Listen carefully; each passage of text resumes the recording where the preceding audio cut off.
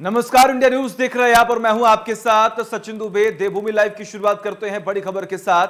देवभूमि यानी उत्तराखंड में हो रही लगातार बारिश के बीच चुनावी गर्मी अब बढ़ने लगी है। ऐसे में पक्ष विपक्ष एक दूसरे पर जबरदस्त तरीके से हमलावर है।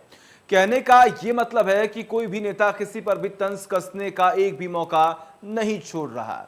इसी बीच में राजनीतिक पार्टियों के बड़े बड़े चेहरों ने भी अपने पाले बदलने शुरू कर दिए। हाल ही में निर्दलीय विधायक प्रीतम सिंह पवार के बीजेपी में शामिल होने से राजनीतिक गलियारों में जो सरगर्मियां हैं वो काफी ज्यादा बढ़ गई हैं। जहां कांग्रेस लगातार बीजेपी पर ऑपरेशन लोटस चलाने का आरोप लगा रही है, तो वही बीजेपी नेताओं को उनके खेमे में आने को प्रधानमंत्री मोदी सराहनीय काम बता रहे हैं। विपक्ष की ओर बीजेपी पर लगातार लगाए जा रहे आरोपों को सीएम पुष्कर सिंह धामी ने सिरे से खारिज करते हुए कहा कि बीजेपी के काम से प्रभावित होकर लोग जुड़ रहे हैं। वहीं कांग्रेस के दिग्गज नेता और पूर्व मुख्यमंत्री हरीश रावत ने बीजेपी पर हमला करते हुए कहा कि कांग्रेस की परिवर्तन यात्रा से बीजेपी डरी हुई है, इसलिए दूसरे दल के नेताओं पर बीजेपी डोरे डालने का काम कर रही है। वहीं दूसरी ओर यूकेडी के वरिष्ठ नेता दिवाकर भट्ट भी बीजेपी को कटघरे में खड़ा कर रहे हैं और पार्टी पर चुनावों से पहले नेताओं की घपलेबाजी का आरोप लगा रहे हैं। इस बीच सबसे बड़ा बयान हरक सिंह रावत की ओर से आया, जिन्होंने आरोप लगाया कि अपने पाले में लेकर बीजेपी कांग्रेसी नेताओं को परेशान करती है। हालांकि मंत्री यशपाल आर्य ने इन सभी आरोपों को सिरे से खारिज कर दिया।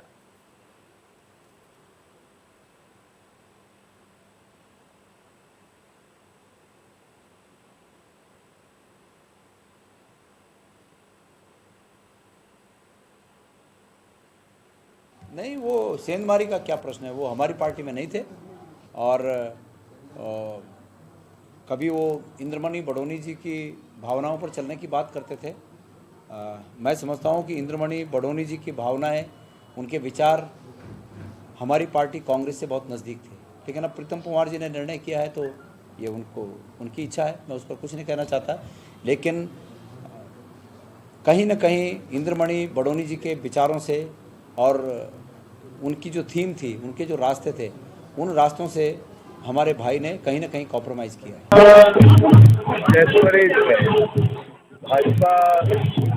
भाजपा जो है हमारी ये परिवर्तन यात्रा से घबरा गई, तो इसलिए उन्होंने किसी भी कीमत पर किसी को ले लो वाला हिसाब किया। मगर नहीं तो इस समय कौन भाजपा में जाना चाहेगा। देखिए, कोई ऑपरेशन नहीं है। लोग जो है माननीय प्रधानमंत्री जी के जो कार्य हैं, उनका जो एक देश के लिए एक मॉडल है आगे ले जाने का, जो आत्मनिर्भर भारत है, दुनिया का सर्वश्रेष्ठ देश बनाने का जो विजन है, उसके तहत लोग आ रहे हैं। सबका स्वागत है। भारतीय जनता पार्टी के संज्ञान में है, इसमें इसकी छानबीन भी हो रही, जांच भी हो रही है और प्रदेश अध्यक्ष जी ने एक महामंत्री जी को उसमें नामित भी किया है, जो उसकी छानबीन करेंगे। जल्द रिपोर्ट प्रेषित की जाएगी।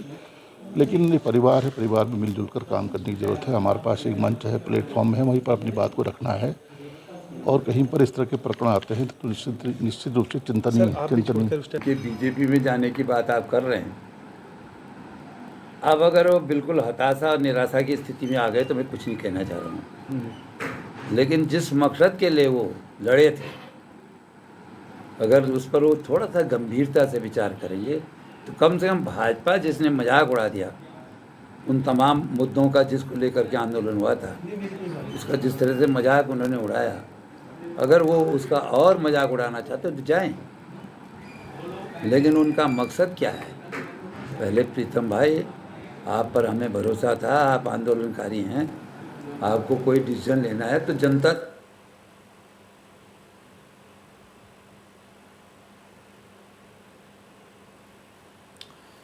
तो ऐसे में तमाम बयानबाजियां हो रही हैं और ये बड़ा आरोप यहां पर लग रहा है। जी हाँ, ये भी जिक्र किया गया कि ऑपरेशन लोटस को बीजेपी अंजाम देती है और कहीं ना कहीं खरीद फरोख्त का भी पूरा मामला जो है वो सामने आ रहा है। आपने सुना किस तरीके से लगातार एक एक तमाम आरोप जो हैं वो लगाए गए और इन आरोपों के जरिए ये समझ में आ रहा है कि कहीं ना कहीं बीजेपी की तरफ से जो लगातार रणनीति बनाई जाती है उससे कहीं ना कहीं विपक्ष जो है वो बिल्कुल भी सहमत नहीं है।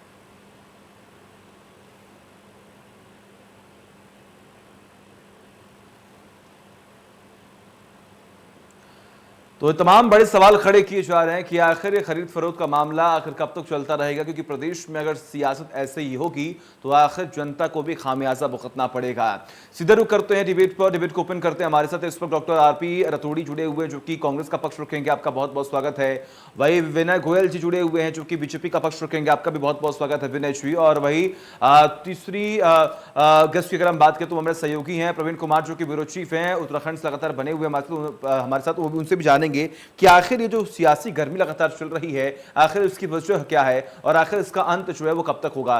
सबसे पहले रुख करेंगे विनय जी आपका ही। जिस तरीके से लगातार विपक्ष का ये आरोप लग रहा है कि हर बार सिर्फ उत्तराखंड ही नहीं अलग अलग राज्यों में भी जब भी सत्ता पर काबिज होने की बात सामने आती है तो बीजेपी का ये ऑपरेशन लोटस जो है वो शुरू होता है और दूसरे नेताओं को, दूसरे पाली के तमाम विधायकों को अपने खेमे में शामिल करने की जो साजिश है वो बीजेपी रचती आई है।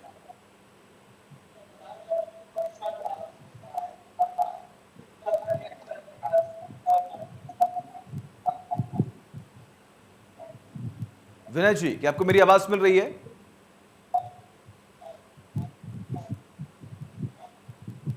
चलिए, हमारी आवाज उन तक नहीं पहुंच पा रही है। सीधे रुख करते हैं डॉक्टर आरपी जी के पास। डॉक्टर आरपी जी, क्या आपको मेरी आवाज मिल रही है?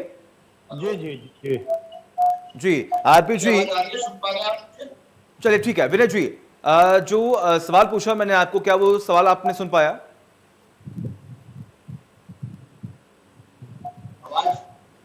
जी बिल्कुल, सवाल मेरा ये है कि जो विपक्ष लगातार आप पर आरोप लगा रहा है, बीजेपी पार्टी पर आरोप लगा रहा है खरीद फरोख्त का, इस पूरे बयान को आप किस तरीके से देखते हैं?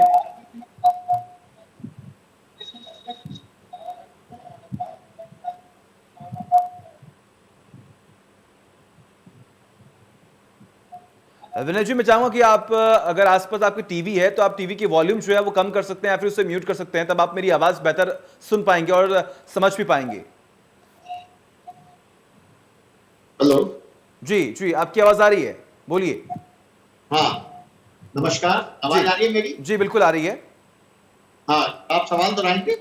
सवाल मेरा यहाँ पर सिंपल सा है कि जिस तरीके से लगातार विपक्ष वहां पर हमलावर है, कहीं ना कहीं खौफ कांग्रेस में भी देखने को मिल रहा है, क्योंकि इस वक्त उत्तराखंड में अगर हम बात करें तो कांग्रेस पार्टी हाशिए पर है, लेकिन ऐसे में जो आरोप आपकी पार्टी पर लग रहे हैं कि आप खरीद फरोख्त करते हैं, ये ऑपरेशन लोटस का पूरा जो साजिश है वो आपकी पार्टी लगातार शुरुआत से ही रचती आ रही है, इससे आप कितना सहमत है? देखिए, भारतीय जनता पार्टी का लगातार जैसे ग्राफ बढ़ता जा रहा है और भारतीय जनता पार्टी और प्रधानमंत्री नरेंद्र मोदी जी के नेतृत्व में जिस प्रकार से देश चहु और तरक्की कर रहा है, तो निश्चित रूप से अनेकों जो अच्छे विचार वाले लोग हैं वो भारतीय जनता पार्टी में शामिल होना चाहते हैं और वो भारतीय जनता पार्टी की तरफ आ रहे हैं। और भारतीय जनता पार्टी का लगातार बढ़ता हुआ ग्राफ देखकर विपक्षी दल हैरान है, परेशान है और उन्हें सूझ नहीं रहा है कि भारतीय जनता पार्टी का मुकाबला कैसे करें। हम केवल चुनाव के समय राजनीति करने वाला राजनीतिक दल नहीं है, हम साल के 365 दिन जनता के बीच में रहते हैं, अपने संगठन के कार्यक्रम लगातार करते रहते हैं। और मैं चुनौती के साथ कहना चाहता हूं कि भारतीय जनता पार्टी एकमात्र ऐसा राजनीतिक दल है जिसने कि हमने उत्तराखंड के 11,235 बूथों पर अपनी बूथ की इकाइयां बना ली है, उनका बूथ का सत्यापन कर लिया है, पन्ना प्रमुख हमने बना दिए हैं और अब हम पन्ना प्रमुखों की टोली बनाने जा रहे हैं। केवल लफाजी करके या चुनावी भाषण करके या पोस्टर बैनर की राजनीति करके भारतीय जनता पार्टी चुनाव नहीं लड़ती। जनता के बीच में जाकर जनता की सेवा करके, जन सेवा की योजनाओं को धरातल पर उतारकर हम जनता के दिलों को जीतने का काम करते हैं। डॉक्टर आरपी जी, सवाल मेरा आपसे यहाँ पर यह है कि जिस तरीके से सत्ता पर काबिज होने की पूरी कोशिश तो आप भी कर रहे हैं, हालांकि जो स्थिति है कांग्रेस की कहीं ना कहीं वो बेहद चिंताजनक भी है और कहीं ना कहीं कांग्रेस इस वक्त उत्तराखंड में हाशिए पर दिखाई दे रही है, लेकिन सवाल ये है कि कहीं ना कहीं तमाम जो निर्दलीय विधायक हैं उन पर नजर तो आपकी बनी हुई है, क्योंकि वहीं आपके लिए भी एक सहारा है कि आप सत्ता में वापसी कर सकते हैं, तो फिर आरोप सिर्फ बीजेपी पर ही क्यों? नहीं, आरोप नहीं है। आप देखिए, जिनको जनता ने 57 विधायक दिए हों, इससे अंदाजा नहीं लगा रहे हैं आपकी वो हताशा और निराशा कितनी होगी कि इनको अपने 57 पर भरोसा न होकर के ये इधर उधर हाथ मार रहे हैं। इसका मतलब इनको निराशा है कि हम नहीं जीत रहे हैं। 57 कोई कम नहीं होते हैं। लेकिन अगर विनय उन जी तो कह रहे हैं ना, पर विनय जी तो साफ तौर पर यहाँ पर ये कह रहे हैं कि हम कहीं जा नहीं रहे हैं, लोग हमारे पास आ रहे हैं क्योंकि वो लोग बीजेपी के जो कार्य कर रहे हैं उससे प्रभावित हैं। देखिए, विनय जी को यही कहना, विनय जी बीजेपी के प्रवक्ता हैं, तो वो क्या कहेंगे कि कांग्रेस मजबूत है। नहीं, उनका निश्चित तौर पर उनका धर्म बनता है कि विनय गोयल साहब अपनी पार्टी की बात रखेंगे, अपनी पार्टी के ही, चाहे वो नहीं देख पा रहे होंगे विनय साहब की आज गैस का सिलेंडर 1000 रुपए है, पेट्रोल 100 रुपए है और खाने का तेल 200 रुपए। शायद हो सकता है कि विनय जी के यहाँ भारतीय जनता पार्टी के कोटे से सस्ता वस्ता आता होगा, तो ये तो वो जाने कि इनके यहाँ कोई आज इन निराशाजनक स्थिति में कोई क्यों जुट रहा होगा। इसका मतलब इनकी बोरी, भाई मैं सीधा कह रहा हूं, जब 57 विधायक आपका है और आपको भय नहीं है तो 70 में 57 तो बहुत ज्यादा होते हैं, तो फिर इधर उधर हाथ क्यों मार रहे हैं? क्या वजह है कि आओ तुम भी जुड़ो और पार्टियों से लो, निर्दलियों से लो। अरे आपके 57 पर भरोसा होना चाहिए था, आपको आपकी नीतियों पर भरोसा होना चाहिए था, फिर क्या जरूरत पड़ रही है? ठीक है, प्रवीण कुमार जी आपके पास आना चाहूंगा। आपको क्या लगता है, ये एक तरफ जब आरोप प्रत्यारोप का सिलसिला शुरू होता है तो समझने की ये भी कोशिश की जाती है कि आखिर कौन सी पार्टी जो है वो कितना इन्वॉल्व हो रही है, और खास तौर पर जब विपक्ष एक तरफ से बीजेपी पर हमलावर है, बीजेपी ये कह रही कि नहीं हम कोई भी ऐसा काम नहीं करते हैं जिससे जनता की भावना आहत हो। ऐसे में आपका आंकलन क्या कहता है, आखिर जो एक खरीद फरोख्त का मामला है आखिर एक कर कौन रहा है?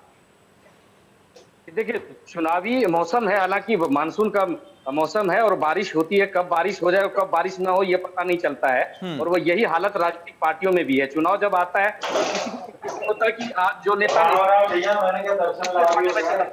यही वजह है कि उत्तराखंड की राजनीति में इन दिनों ये देखने को मिल रहा है कि जो नेता आज कांग्रेस में है उन पर कई कयास लगाए जा रहे हैं, वो कल को बीजेपी में जा सकते हैं।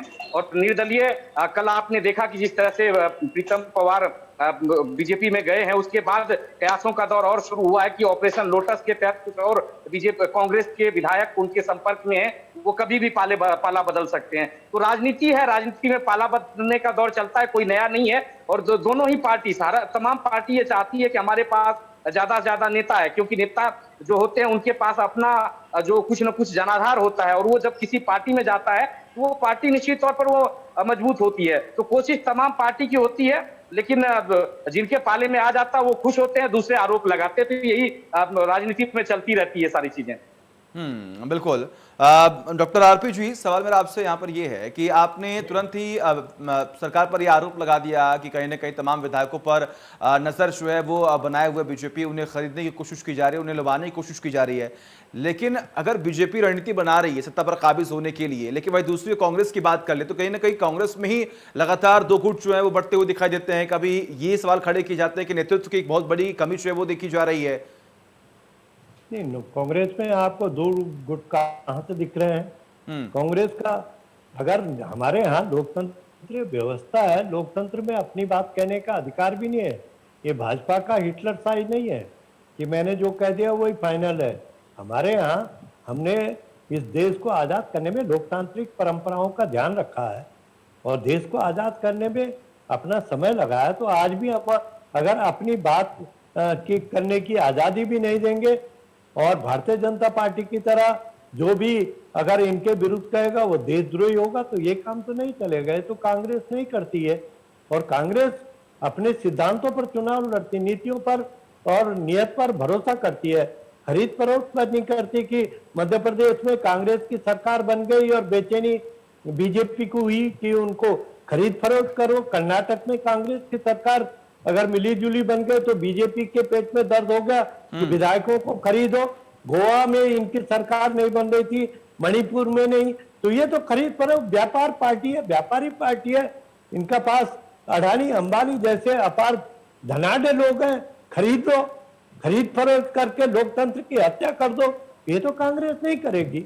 मैं ये सीधा मेरा प्रश्न है कि जब मेरे पास 57 विधायक है, उन पर मैं भरोसा क्यों नहीं कर रहा हूं? मैं यहाँ से ला ये काम करने के बजाय उन पर, या इसका मतलब आपको लग रहा है कि हम पर भरोसा नहीं करने वाली जनता जनता ने ये 4.5 साल की त्रासदी देखी, 7 साल के केंद्र सरकार के कार्यकालों को देख लिया, जिस तरह से उनकी नीति और नियत साफ नहीं रही, जनता विरोधी रही, चाहे किसान विरोधी हो, युवा बेरोजगार हो चुके हैं, रोजगार में भी उनकी जन विरोधी नीति है, महंगाई पे महिलाओं के चूल्हे में डकैती डाल दी है। तो इन सब व्यवस्थाओं पर इनको अपने पे भरोसा नहीं है, अब इधर उधर से हाथ मार करके कोशिश कर रहे हैं। ठीक है विनय जी, किस तरह से हम सत्ता बचा पाए। ठीक है विनय जी। चलिए सचिन जी, राष्ट्रीय चैनल पर हमारे मित्र आरपी रतूड़ी जी ने ये घोषित कर दिया कि कांग्रेस के विधायक बिकाऊ हैं और कोई भी उन्हें खरीद सकता है। तो मुझे लगता है कि इन्होंने अपने पार्टी का आकलन खुद करके जनता के सामने रख दिया। अगर भारतीय जनता पार्टी की रीति नीतियों से प्रभावित होकर नरेंद्र मोदी जी के नेतृत्व में जिस प्रकार से देश का लगातार विकास हो रहा है उससे प्रभावित होकर और भारतीय जनता पार्टी की नीतियों में आस्था प्रकट करके कोई विधायक, कोई जनप्रतिनिधि भारतीय जनता पार्टी में आता है तो उसको ये बिकाऊ कहने का काम करते हैं। लेकिन जब भारतीय जनता पार्टी से अगर कोई जरा सा भी कोई नाराज होता है तो कहते हैं साहब हमारे ये दरवाजे खुले हुए हैं, आप चले आइए। तो कांग्रेस बताएगी तब क्या हो रहा है? तो क्या कांग्रेस कोई ऑफर दे रही है क्या किसी विधायक को या किसी को खरीदने का प्रयास कर रही है क्या? तो मुझे लगता है कि जिस प्रकार के दोहरे मापदंड कांग्रेस अपनाती आई है उसी के कारण से आज ये कांग्रेस की दुर्गति हुई है और कभी 440 सांसदों वाली कांग्रेस आज अपना नेता प्रतिपक्ष संसद में बनाने के लिए भी तरसती है।